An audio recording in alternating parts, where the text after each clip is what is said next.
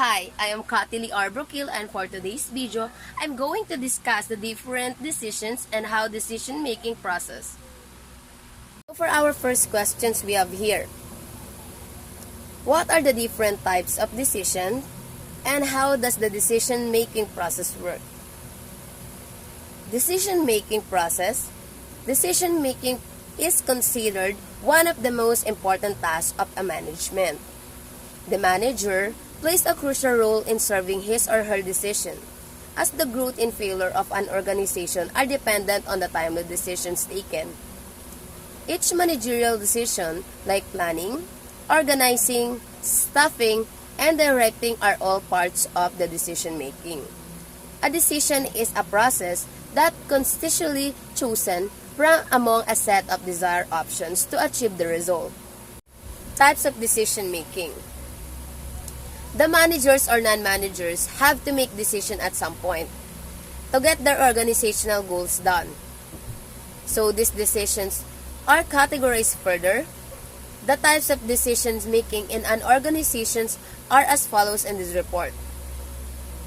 So first, program and non-program decisions. Where program decisions are routine and repetitive in nature.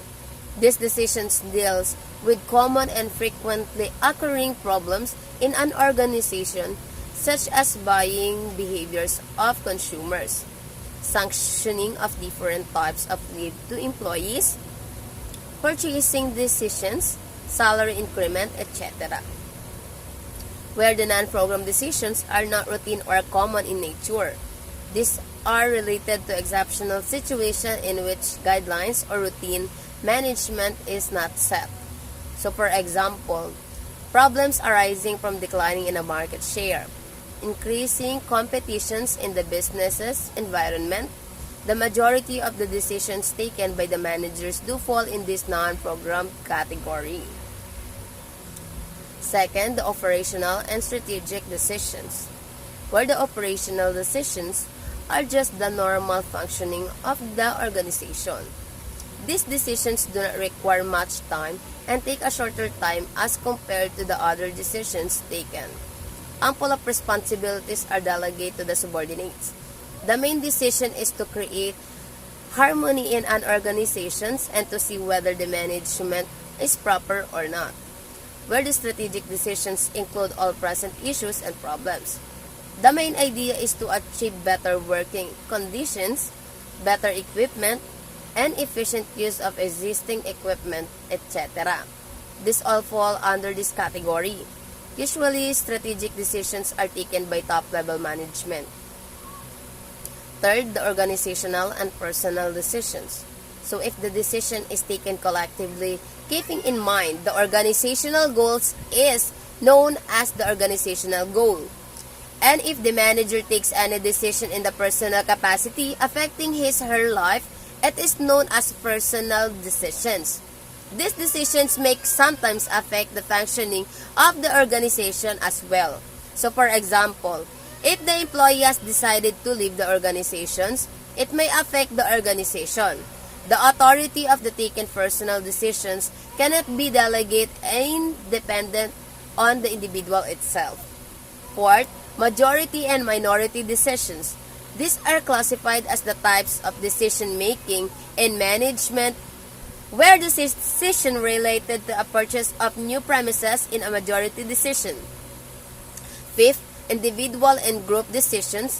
When the decision is taken by an individual, it is categorized as an individual decision. Usually, routine decisions are taken by the individuals without the policy framework of the organization.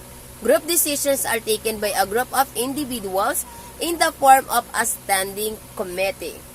So generally, important types of this decision in the management are shaped to this committee. The main aim of the group decision is to involve the maximum number of individuals in the process of decision making. 6. Tactical and operational decisions, where decisions that are pertaining to various policy matters in the organizations are known as policy decisions. These are taken by top management and do have a long-term impact on the organizations. So for example, decision regarding the locations of the plant or volume of production.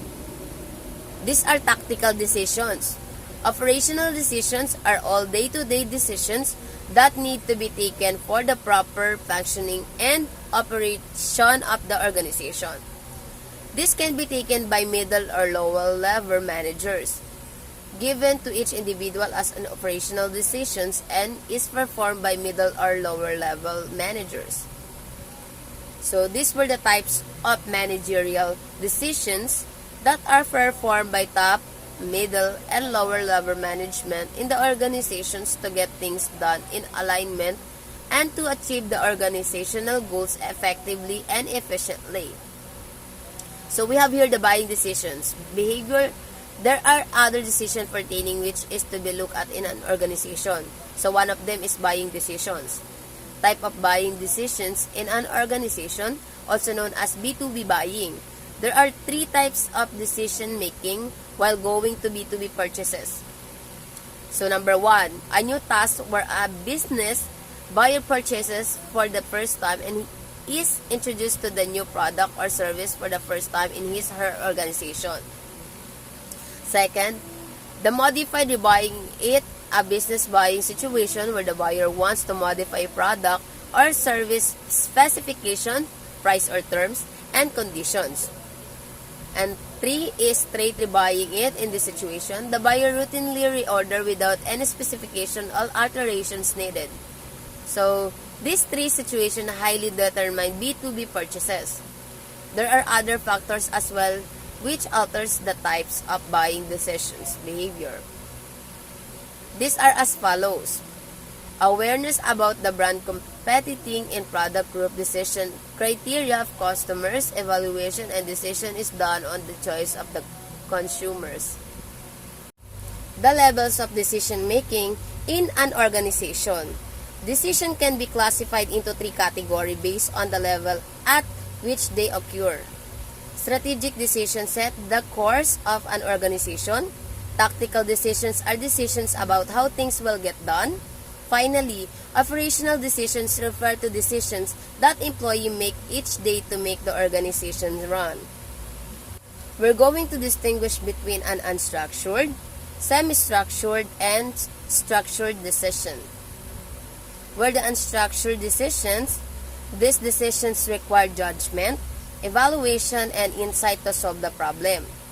Unstructured means decision processes that have not been encountered in quite the same form, and for which no predetermined and explicit set of ordered responses exist in the organization. Where the semi-structured decisions, these decisions have elements of both structured and semi-structured decisions. Only part of the problem has a clear-cut answer provided by an accepted procedure. A semi-structured decision is one that is partially programmable but still requires human judgment, where the structured decisions mean having process in place to handle a situation. These decisions are repetitive and routine. I'm going to list and describe the stages in decision making. Decision making is the process of making choices by identifying a decision, gathering informations, and assessing alternative resolutions. Using a step-by-step decision-making process can help you make more deliberate, thoughtful decisions by organizing relevant informations and defining alternatives. This approach increases the chances that you will choose the most satisfying alternatives as possible. Step 1. Identify the decisions. You will realize that you need to make a decision. You try to clearly define the natures of the decisions you must make. This first step is very important. Step 2. Gather relevant informations. Collect some pertinent informations before you make your decision. What information is needed and the best sources of information and how to get it. This step involves both internal and external work. Some information is internal. You'll seek it through a process of self-assessment.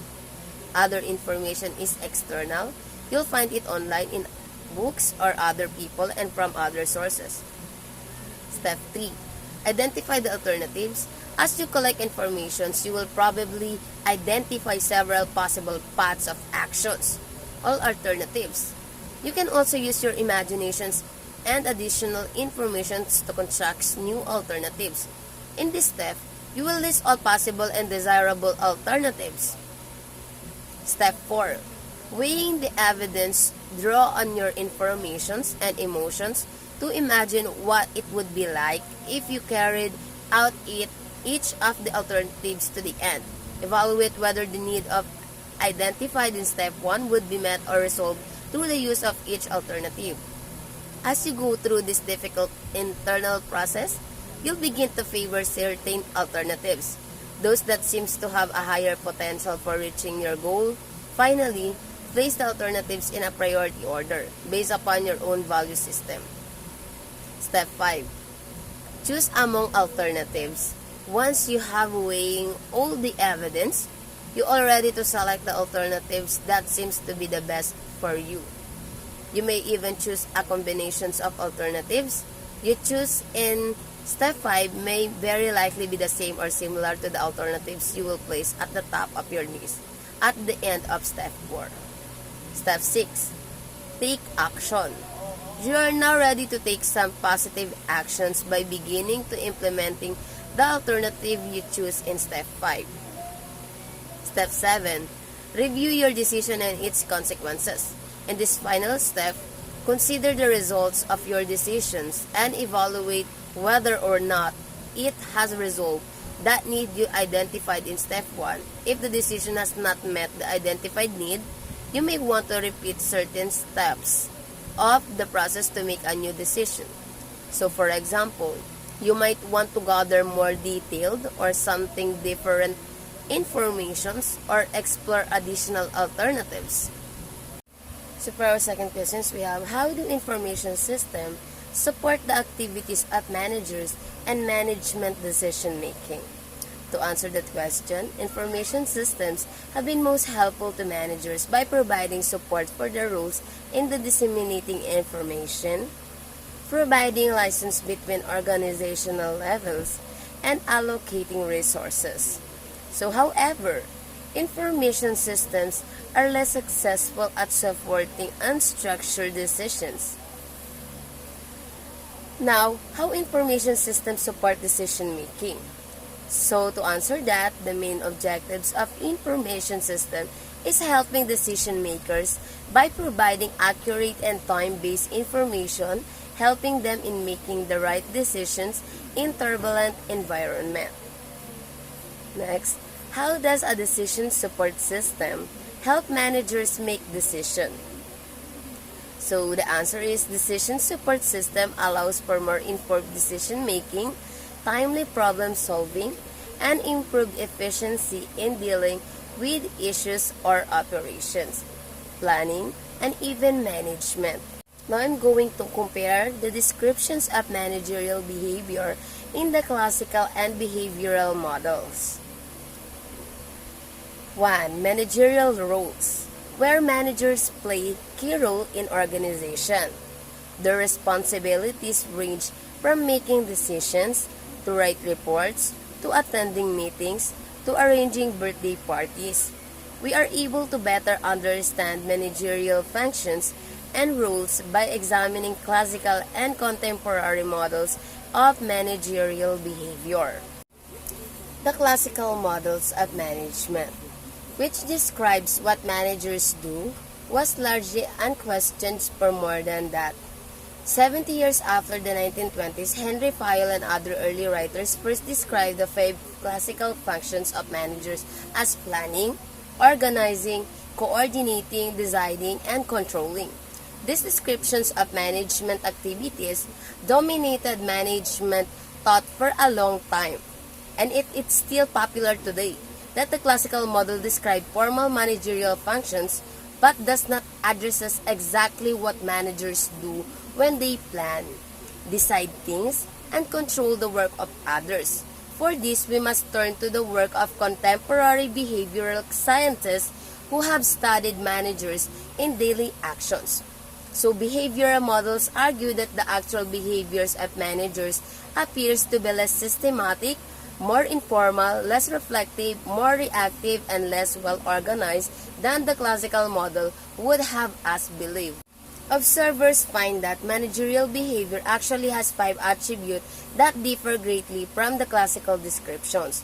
First, managers perform a great deal of work at an unrelenting pace. Studies have found that managers engage in more than 600 different activities each day, with no break in their pace.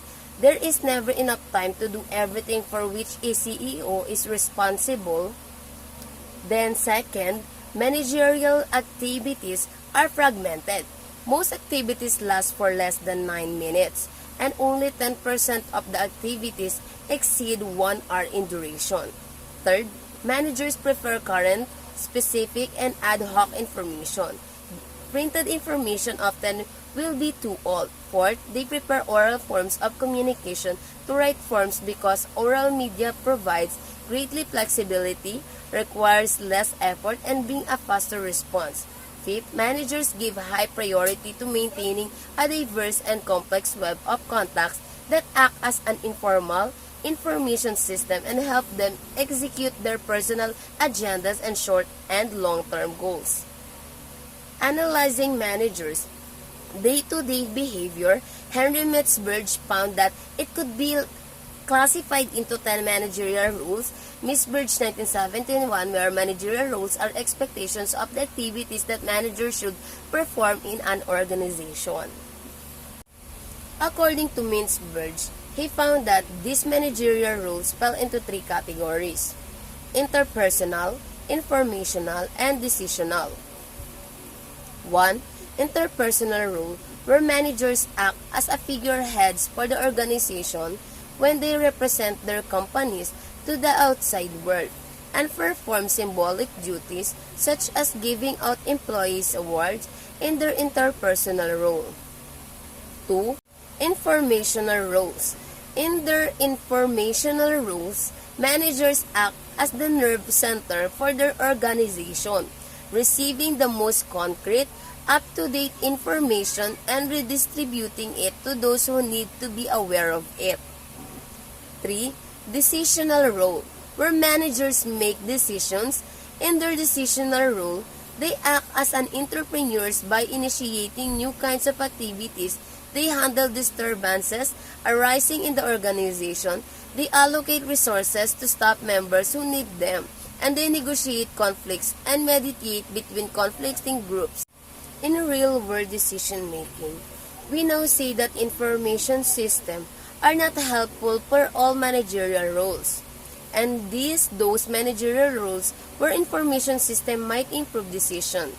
Investment in information technology do not always produce positive results. There are 3 main reasons: information quality, management filters, and organizational culture. Information quality. High-quality decisions require high-quality information. They describe information quality dimensions that affect a quality of decision. In the output of information system does not meet this quality criteria, decision-making will suffer. Management filters, where even with timely, accurate information, managers often make bad decisions. Managers, like all human beings, absorb information through a series of filters to make sense of the world around them. Cognitive scientists, behavioral economists, and recently neuroeconomists have found that managers, like other humans, are poor of assessing risk and always adverse perceived patterns when none exist, and make decisions based on intuitions, feelings, and framing of the problem as opposed to empirical data. Organizational inertia and politics. Organizations are bureaucracy with limited capabilities and capacities for acting decisively. When environments change and businesses need to adopt new business models to survive, strong forces with organizations resist making decisions, calling for major change. High-velocity automated decision-making.